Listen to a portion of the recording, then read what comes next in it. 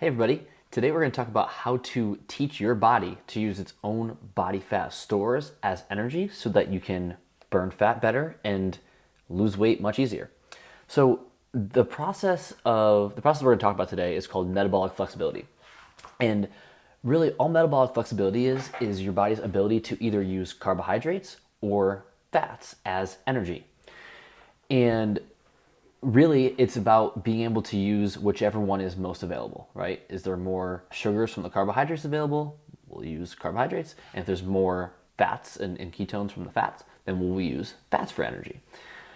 And over time, unfortunately, we end up losing this ability to use fats as a fuel source because we are over reliant on carbohydrates. And if you think about this from an evolutionary perspective, way back in the day, when we were hunters and gatherers, we would have this one big meal, right? You would go hunting, you'd get, the kill or whatever, and eat the meal, or maybe pick the berries off the tree if you were a vegetarian back then. And they would have one big meal, right? And they would use that meal as a fuel source right in the time being, right? And there were probably carbohydrates and fats from that meal. But they would also, and they would use the carbohydrates primarily as fuel, but they would also store excess as body fat because they might not have another meal for 2 days and they got to get fuel for somewhere, right? So over the next 2 days, they had to be able to use their stored body fat as a fuel source. That's the whole point of body fat, right? It's a long-term fuel source for us in case we don't have a meal for a long period of time. And so they were very flexible back then, right? The problem is now we have access to food all the time and access to processed carbohydrates super frequently. Almost every meal that we get in the standard diet has a lot of carbohydrates in it. And so our body gets over dependent on using carbohydrates as the primary fuel of energy, or source of energy, I should say. And forgets how to use its own body fat because it just doesn't need to, right? It's always getting something. And so we have to teach our body to relearn how to use our own body fat stores as energy. I hope that makes sense. So I'm going to teach you a couple ways on a couple easy tactics on how to do that. Okay. Number one is we want to reduce the amount of processed carbohydrates that we get in our diet. So for carbohydrates, stick primarily to vegetables and fruits, and then some starches post-workout. Really, that's all that we really need for our health and for losing body fat, right? And so reducing the amount of total carbohydrates that we get in our diet is really, really helpful to increasing our metabolic flexibility. Okay.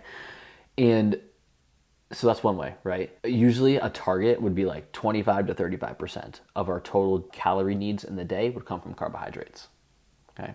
You don't need to go full keto, but like carbohydrates are definitely helpful and can definitely help you have energy throughout the day, but just reducing them because for most people are having a large majority of their calories are coming from carbohydrates. So that's number one. And we should be in a calorie deficit when we're doing that as well.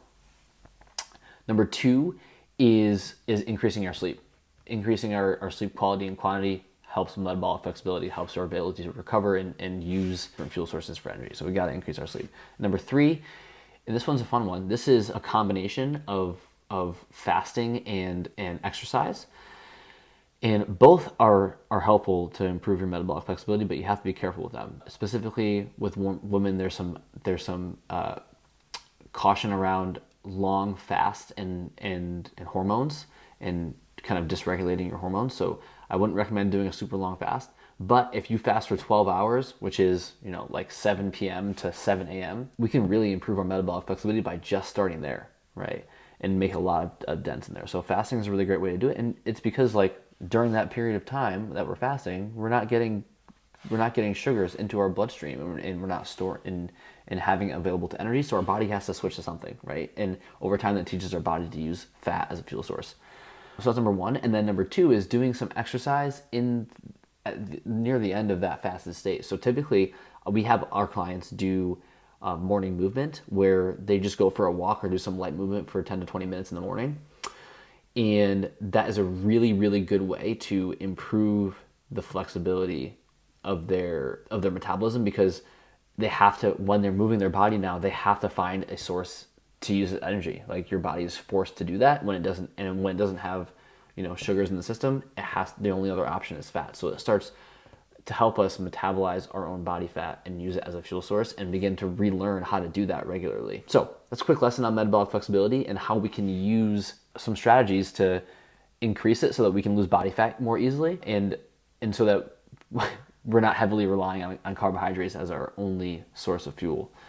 And it's important for a lot of reasons. Like, if we can improve our metabolic flexibility, we have less chance of diabetes and of all the other metabolic disorders as well.